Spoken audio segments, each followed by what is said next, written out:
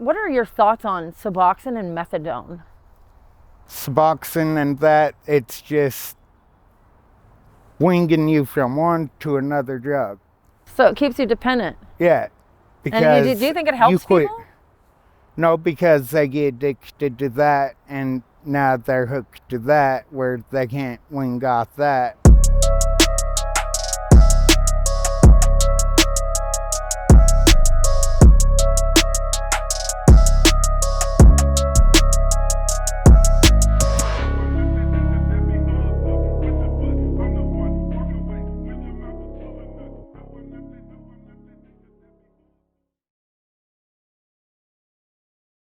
It's really cool to connect with you today. If for anybody that's watching, will you just tell them what your name is and where are we? William Haynes in Olympia City. Yeah, Olympia City. Yeah, and where is this encampment at? This is by the hospital. It's called the Jungle. Yeah, we're right around the corner from Lily Road, right? Yeah. Over by St. Pete's Hospital. Yep. Yeah, so again, I just want to say thank you so much for being willing to talk to me. And I found what we were talking about before we got on camera really, really important. First of all, how old are you, Will? 38. How long have you been homeless? Since I was 10. That's a really long time. Yeah. How did you end up on the streets at the age of 10? Being put in foster homes, so I ran away. That's when these guys didn't care as long as they seen your face. Who are these guys? The cops. Okay. So. Yeah, so is the current state of homelessness what life was like for you when you first became homeless? Nah. How different is it today than it was 28 years ago? Back then it was smoking and drinking. Today, people been dying left and right off the fetty and the blues and all that. So have you ever used fentanyl? Yep. Okay. I got Talk about that a little bit. When did you start? started when my sister passed. How The long last ago one, was that? That was about 4 or 5 years. Okay. So really when it sort of hit the scene. Yeah, I just didn't want to talk to no one, pushed people out, kept to myself, so. What were you using before then?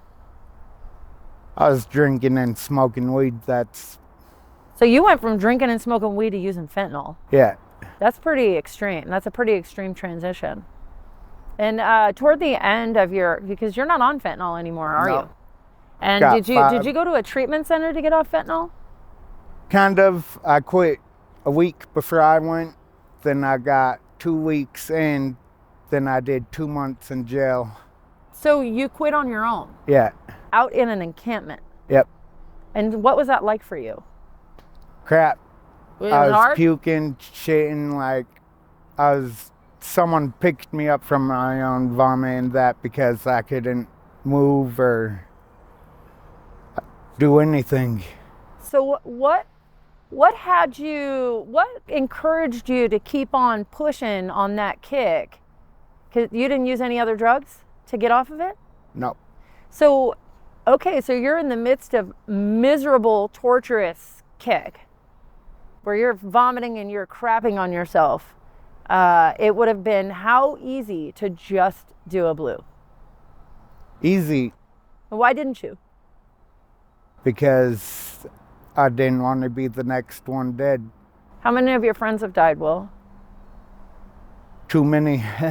Yeah, More than 50. more than 50 just in the last couple years. Yeah.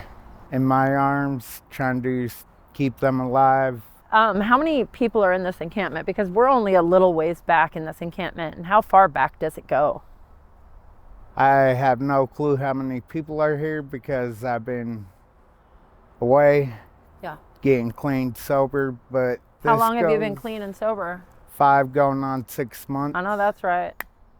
Yeah. So how are you maintaining your recovery? How are you staying clean even though you're still out here? Just gave it up to God. Yeah. Like, I don't get temptations. When I was working out for Gethsemane, we do what you call work blessings. Uh-huh. And one day we found a bag, fatty, brown, and that. Didn't do it. Gave it to the boss, said here. Walked away. Yeah. Where'd you find that at? I don't know what town it was. These people abandoned this place where it was trashed and everything, so. Well, that's pretty impressive. That's proof that a person in any situation can get clean if they want it. If they really want it, yeah. Do you think that some of the people out here don't like their life but couldn't get clean if they tried because they don't know how to get out of it? I think most people know how to get out of it, but from my experience and everything, I didn't want to think about anything like my childhood, being in foster homes, being in group homes, boys' homes, and all that, juvies. And the way to hide our feelings is using. Yeah. And where did you learn that? Here. On the streets. Yep. And when you were young and you ended up on the streets, what encouraged you to move toward the streets? Did you meet people that were kind of street folks and they made you feel welcome, or what was it? How did that happen in the first place? I had no clue. Like, It just happened. yeah. I just started hanging around people, beating people up, because trying to get my, whatever you call that. Yeah. And are you living out here now? Kind of. Someone told them that my place, I wasn't coming back or anything, so my place is took over by someone else, so. So somebody got you a place? Kind of. Yeah. And how was that, trying to go from being outside this long? How easy was it for you to just go inside? I really never went inside when I was there, only to take a shower and eat and back out here. Did anybody ever teach you how to live inside from the age of 10? I mean, after you became homeless? Not really. You know how to pay bills? Don't believe in bills, don't believe in phones, gadgets, any of that. So you're just I'm kind of a more of nomad. a- You're a nomad. Yeah. Okay. So even if that was your only option, you wouldn't even know how to navigate it. Yeah. Okay. And how did you end up getting into a place that you never went to? Because we're living on Willard, and And that was another encampment? yeah, we were told that if we kept it clean and all that, we could stay there. Yeah. And we kept it clean. There was, like, if you went down there in our spot, the first camp, we had it clean, all that. But then we had troubles with the city people bringing their trash Oh, and dumping it. and dumping it where we can't throw our trash. So we stuck it on the side and they didn't do nothing. So because of that lost you guys your encampment. yeah, like about a year and a half ago or something, we had a fire out there, and all they did was watch bullshit with, excuse my language. You're fine. you can say whatever you want. Bullcrapped with the cops Yeah. while they were talking and just letting it burn. Yeah. Yeah, so you guys lost it. Yeah. Yeah. Are there social service agencies that come out here and try to help you guys go to treatment or get clean or connect you? You know, because I'm sure there are a lot of people out here who have kids whose kids don't live with them. Do they ever try to help people reconnect with their kids? I don't know. Okay. What about get into housing or go to treatment? There's some people that come out. Yeah. I don't know if they still do, Yeah. but it's called Purple House. Okay. They help with everything, Okay. housing, and if you've been in violent, like, Domestic violence? yeah. Uh-huh. They help with that? Yeah, they help with everything. Okay. It's one of the main peoples that really helped around Okay. was the people that were at the Purple House. Yeah. They gave us everything we needed, like from blankets to food to... What about jobs? Not jobs. How many people out here work, do you think? It's hard to get jobs with our record Yeah. because some of our records are up there and you go look for a job with the record, they're like, nope. So it's hard to get a job anywhere around here if you're a felon. Yeah. Yeah, I have 17 felonies. Do you think you'll ever leave the streets? Oh yeah, I'm planning here real soon. I'm taking a crew with me. I choose to be out here. Yeah. I choose to do what I do. Yeah. I clean camps, I pick up needles and all that. Yeah. That's what I do. Yeah. But if I wanted to, I would be out on my property. Like, I've been getting crews up that want to quit the drugs and everything and trying to give them a piece of property to get clean. Yeah. And all that. And I got like 12 people that's willing to do it. Really? Yeah. Yeah.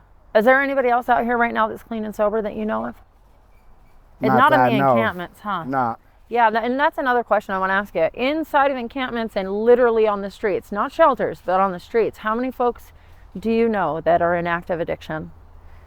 If you had to guess on a percentage, would you guess it was 100%, 99%? It's about 99. Yeah. Most people, I worked in social services for a long time after I got clean, and the people that weren't addicts, unless they had a car that they were sleeping in, they were usually in shelters because they were trying to get up off the streets. And so people that sleep outside are a little more dangerous living, right? And they were all addicts. Is that your experience too? Yeah. Yeah. What are your thoughts on Suboxone and methadone? Suboxone and that, it's just winging you from one to another drug. So it keeps you dependent. Yeah. Because And do you think it helps quit. people?